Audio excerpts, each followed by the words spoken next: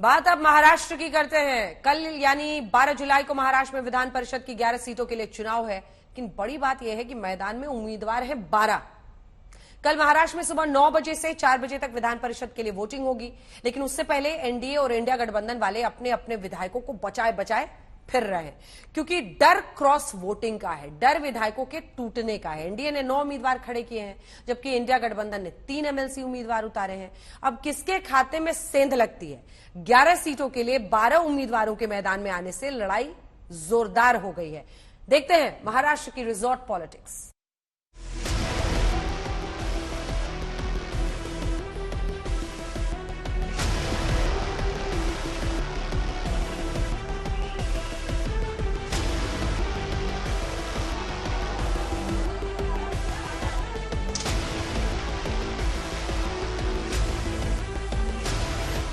महाराष्ट्र में एक और सियासी युद्ध का काउंटडाउन शुरू हो गया है।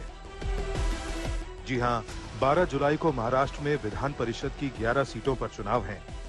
लेकिन ये चुनाव दिलचस्प इसलिए हैं क्योंकि 11 सीटों के लिए 12 उम्मीदवार मैदान में हैं।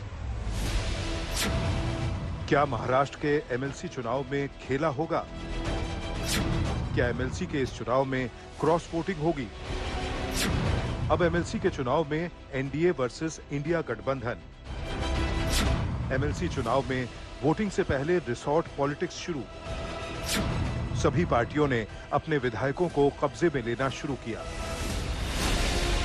महाराष्ट्र में विधान परिषद का यह चुनाव इसलिए भी अहम है क्योंकि लोकसभा चुनाव के बाद एनडीए और इंडिया गठबंधन के बीच पहला मुकाबला है।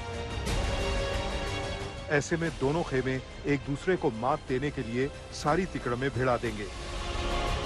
इस मैच को अपने पाले में करने के लिए सभी ने अपने अपने खिलाड़ी मोर्चे पर तैनात कर दिए हैं। आज हम आपको दिखाएंगे कि एमएलसी चुनाव की कैलकुलेशन क्या है, क्यों सारे पार्टियों ने अपने विधायकों को वोटिंग से पहले रिजॉर्ट में बंद कर दिया है। उससे पहले आपको दिखाते हैं इस एमएलसी चुनाव, एनडीए और इंडिया गठबंधन का डर क्या है, क्यों इसे महाराष्ट्र की सत्ता का सेमीफाइनल कहा जा रहा है। तो सुनिए। एमएलसी चुनाव नतीजों के बाद पता चलेगा सरकार में काबिज बीजेपी के नेतृत्व वाली महायुति एकजुट है या उसके कुछ विधायक खिसक रहे हैं। क्योंकि 2024 लोकसभा चुनाव के नतीजों के बाद महायुति यानी महाराष्ट्र एनडीए तकरार और डार की खबरें आ चुकी हैं। महाराष्ट्र में एनडीए का रिजल्ट बिगड़ा तो हार का ठीकरा सबने एक दूसरे पर फोड़ना शुरू कर दिया।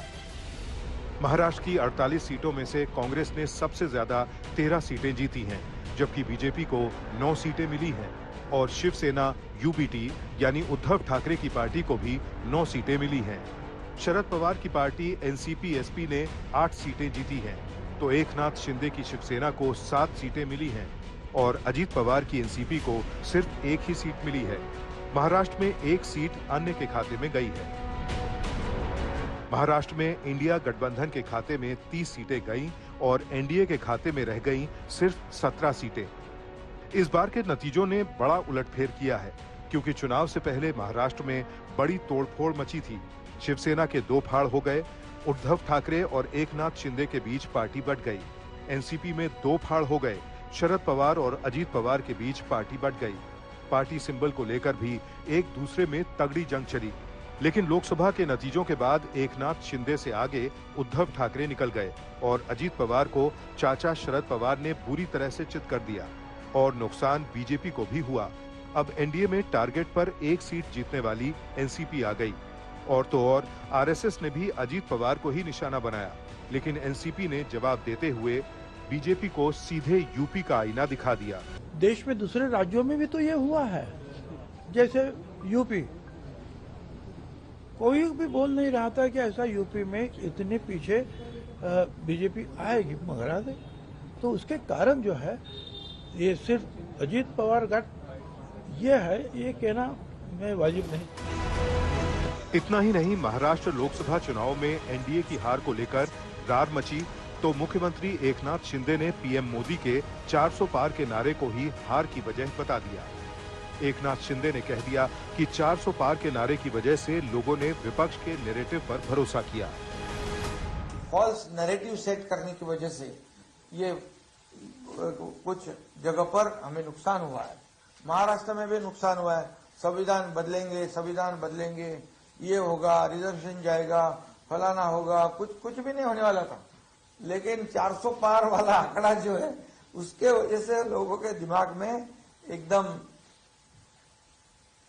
ऐसी बात हो गई कि ये सब आगे जाके कुछ गड़बड़ होगी। अब एनडीए को सबसे ज्यादा डर इस बात का है कि कहीं अजीत पवार खेमे से कुछ विधायक पाला बदल सकते हैं, क्योंकि उन्हें विधानसभा चुनाव में सत्ता में लौटने का भरोसा नहीं है। और अगर एमएलसी चुनाव नंबर गेम की बात करें तो कांग्रेस और बीजेपी को छोड़कर किसी भी दल के पास अपने प्रत्याशियों को जिताने के नंबर नहीं है। ऐसे में देखना है कि अजीत पवार से लेकर एकनाथ शिंदे और शरद पवार से लेकर उद्धव ठाकरे तक किसके खेमे में सेंध लगेगी और कौन अपने विधायकों को बचा कर रख पाता है। और महाराष्ट्र में इसीलिए रिजॉर्ट पॉलिटिक्स चल रही है। बीजेपी ने ताज प्रेसिडेंसी कोलाबा में अपने विधायकों को रखा है। एकनाथ शिंदे की शिवसेना ने ताज लैंड्स एंड बांद्रा में विधायकों को रखा है, तो उद्धव ठाकरे की शिवसेना यूबीटी ने आईटीसी ग्रैंड मराठा परेल में अपने विधायकों को रखा है, जबकि अजीत पवार की एनसीपी ने होटल ललित अंधेरी एयरपोर्ट में अपने विधायकों को रखा है। एनसीपी के जो भी एमएलएज है वो अजीत दादा के साथ कल भी थे, आज भी है और कल भी रहेंगे। डर तो दूसरी पार्टी को जो बचे हुए उनको रहना चाहिए, क्योंकि उन्होंने रिस्क लिए, हमने नहीं। हमारे पास एक्स्ट्रा वोट है। कल आप काउंटिंग के बाद आपको पता चलेगा कि अजीत दादा के पास डायरेक्ट और इनडायरेक्ट सपोर्ट कितना है। मिले जैसे कोई इतना थोड़ा ना बचकाने हरकत थोड़ी करते। और होटल में रखने का मतलब है कि एक साथ वहां से निकलना है, एक साथ वोटिंग को आना है, एक मजबूती, अपनी एकजुट ये दिखाने के लिए ये सब। क्योंकि महाराष्ट्र में बहुत तरीके दूर दूर से लोग जो आमदार चुन के आए वो एक जगह पे मिलते नहीं है, तो उनको आने में तकलीफ हो गई। कल बरसात हो गई, कोई अटक गया, कुछ हो गया, तो एक प्रिकॉशन बोल के उनको रोका गया है। महाराष्ट्र की विधानसभा में कुल 288 सदस्य हैं, लेकिन मौजूदा समय में 274 विधायक हैं। इस लिहाज से एक एमएलसी सीट जीतने के लिए प्रथम वरीयता के आधार पर कम से कम 23 विधायकों का समर्थन चाहिए, और इसीलिए क्रॉस वोटिंग के आसार बहुत ज्यादा हैं। ऋत्विक भालेकर के साथ मुस्तफा शेख, मुंबई, आज तक। महाराष्ट्र विधान परिषद चुनाव में एनडीए ने 9 उम्मीदवार उतारे हैं और इंडिया गठबंधन ने 3 उम्मीदवार। अगर एनडीए को महाराष्ट्र विधान परिषद चुनाव में 9 की 9 सीटें जीतनी है तो 4 विधायकों की उसे जरूरत है। अगर इंडिया गठबंधन को 3 की 3 सीटें जीतनी है तो उनके लिए चुनौती यह है कि उसके खेमे में सेंध ना लगे। लेकिन एनडीए में भी क्रॉस वोटिंग और विधायकों के टूटने की संभावना है, क्योंकि शरद पवार पहले ही दावा कर चुके हैं कि एनसीपी अजित पवार गुट के कई विधायक वापस लौटना चाहते हैं। अब वोटिंग का काउंटडाउन शुरू हो चुका है। कल ही वोटिंग होगी, कल ही नतीजे आएंगे। आइए देखते हैं महाराष्ट्र विधान परिषद के चुनाव में किसके साथ खेला होगा।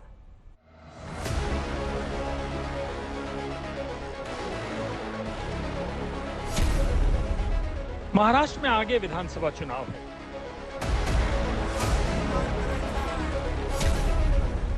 इसीलिए महाराष्ट्र में एमएलसी चुनाव पर तनाव है। क्या है एमएलसी चुनाव का नंबर गेम? क्यों एमएलसी चुनाव में क्रॉस वोटिंग के आसार हैं? किसके खेमे में लगेगी सेंध? कौन मारेगा बाजी? महाराष्ट्र विधान परिषद चुनाव मुकाबला दिलचस्प होने वाला है, क्योंकि एनडीए के 9 उम्मीदवार मैदान में हैं और इंडिया गठबंधन के 3 उम्मीदवार मैदान में हैं। जंग इस बात की है कि क्या एनडीए के 9 उम्मीदवार जीत जाएंगे या इंडिया गठबंधन के 3 उम्मीदवार जीतेंगे, क्योंकि विधान परिषद की सीटें 11 हैं और मैदान में उम्मीदवार 12 हैं। बीजेपी ने इस एमएलसी चुनाव में 5 उम्मीदवार उतारे हैं। एकनाथ शिंदे की शिवसेना ने 2 उम्मीदवार उतारे हैं। अजित पवार की एनसीपी ने भी 2 उम्मीदवार उतारे हैं। और बात इंडिया गठबंधन की करें तो कांग्रेस ने 1 उम्मीदवार को उतारा है। उद्धव ठाकरे की शिवसेना यूबीटी ने भी 1 उम्मीदवार को उतारा है, जबकि शरद पवार की एनसीपी ने अपना उम्मीदवार न उतारकर भारतीय शेतकरी कामगार संगठन के जयंत पाटिल को समर्थन दिया है। इस वक्त महाराष्ट्र विधानसभा की मौजूदा स्थिति 274 है। इस लिहाज से एक एमएलसी सीट जीतने के लिए प्रथम वरीयता के आधार पर कम से कम 23 विधायकों का समर्थन अनिवार्य है। अब पूरा कैलकुलेशन आपको समझाते हैं। बीजेपी के 103 विधायक हैं, अजित पवार की एनसीपी के पास 40 विधायक हैं और शिंदे की शिवसेना के 38 विधायक हैं। इसके अलावा एनडीए के अन्य सहयोगी दलों और निर्दलीय विधायकों को मिलाकर एनडीए के पास 203 विधायकों का समर्थन बताया जा रहा है। इस आधार पर सत्ताधारी दल अगर 4 विधायकों का और समर्थन जुटा लेता है तो उसके सभी 9 एमएलसी प्रत्याशियों की जीत हो जाएगी। लेकिन उसके लिए अन्य छोटे छोटे दल हैं जिन्हें साथ कर रखना होगा, जबकि इंडिया गठबंधन के पास 71 विधायकों का ही समर्थन है। इसमें कांग्रेस के 37 विधायक हैं। इसके अलावा उद्धव ठाकरे की शिवसेना के 16 विधायक, शरद पवार की एनसीपी के 12 विधायक हैं, समाजवादी के 2 और सीपीएम के 2। इसके अलावा 3 अतिरिक्त विधायकों का इन्हें समर्थन है। इंडिया गठबंधन के विधायकों की संख्या के आधार पर वो तीनों सीटें जीत सकता है, लेकिन उसके लिए अन्य दलों के विधायकों को जोड़कर रखना होगा और कांग्रेस विधायकों के विश्वास को भी, और इसीलिए सब अपने अपने विधायकों को एकजुट रखने के लिए तमाम जतन कर रहे हैं। महाराष्ट्र के उप मुख्यमंत्री अजित पवार ने अपने तमाम नेताओं और विधायकों के साथ सिद्धिविनायक के दर्शन किए, जीत की हुंकार भरी। अजित पवार ने नेताओं के साथ विक्ट्री साइन बनाकर फोटो भी खिंचवाई। इसे एमएलसी चुनाव से पहले शक्ति प्रदर्शन के तौर पर देखा जा रहा है, लेकिन शरद पवार के खेमे से दावा किया गया कि अजित पवार के साथ गए 19 विधायक लौटना चाहते हैं। ये दावा 2024 के लोकसभा चुनाव नतीजे के बाद से ही किया जा रहा है। इसके चलते माना जा रहा है कि अजित पवार अपने विधायकों को क्रॉस वोटिंग से बचाए रखने के लिए रिजॉर्ट में ले गए हैं। विधायकों के आधार पर एनडीए को अपने 9 एमएलसी जिताने के लिए 4 विधायकों का समर्थन जुटाना होगा, जिसे लेकर शरद पवार और उद्धव ठाकरे ही नहीं, कांग्रेस विधायकों पर भी क्रॉस वोटिंग का खतरा बना हुआ है। कांग्रेस की एक सीट पर जीत तय मानी जा रही है, लेकिन असल चुनौती उद्धव ठाकरे और शरद पवार के प्रत्याशी की है। उद्धव और शरद ने अपने अपने करीबी नेताओं को चुनाव में उतार रखा है। अपने विधायकों के आधार पर न उद्धव ठाकरे के करीबी की जीत नजर आ रही है और न ही शरद पवार के सिपहसालार की। इस तरह दोनों दलों की जीत का आधार कांग्रेस पर टिका है। इंडिया गठबंधन में सबसे बड़े दल के तौर पर कांग्रेस है। 37 विधायकों वाली कांग्रेस का उम्मीदवार जीतने के बाद उसके पास 14 वोट और बचेंगे। शरद पवार के पास 12 विधायकों का फिलहाल समर्थन है, जिसके चलते उन्हें अपने प्रत्याशी को जिताने के लिए 11 अतिरिक्त वोटों की जरूरत होगी, क्योंकि 23 वोट चाहिए। इसी तरह उद्धव ठाकरे की शिवसेना के पास 16 विधायक हैं। इस लिहाज से उद्धव ठाकरे के प्रत्याशी को पार्टी के 16 विधायक के बाद 7 अतिरिक्त विधायकों के वोट की जरूरत है। ऐसे में देखना है कि कांग्रेस के अतिरिक्त वोट शरद पवार के उम्मीदवार को मिलते हैं या उद्धव ठाकरे को मिलते हैं। जबकि एनडीए को निर्दलीय विधायकों के समर्थन के बाद भी 4 वोट की जरूरत है, और इंडिया गठबंधन अगर एकजुट रहता है और कांग्रेस के अतिरिक्त वोट का बंटवारा सही तरीके से हुआ तो फिर तीनों सीटें उसके खाते में जा सकती हैं। और अगर इंडिया गठबंधन के तीनों एमएलसी उम्मीदवार जीत गए तो एनडीए के खाते में 8 सीटें ही रह जाएंगी। ऋत्विक भालेकर के साथ मुस्तफा शेख, मुंबई, आज तक। मुस्तफा शेख हमारे सहयोगी इसी खबर पर हमारे साथ जुड़ रहे हैं। मुस्तफा, देखिए, विधान परिषद की 11 सीटों के लिए चुनाव है और मैदान में 12 उम्मीदवार हैं। रिजॉर्ट पॉलिटिक्स, सब अपने अपने छुपाओ, इधर उधर भगाओ, शुरू। जी बिल्कुल, आप कह सकते हैं कि 274 एमएलएज हैं, जिसके हिसाब से 23 वोट्स अगर किसी को मिलते हैं तो वो एमएलसी बन सकते हैं। लेकिन इस बार 2 महीने में विधानसभा चुनाव भी महाराष्ट्र में है।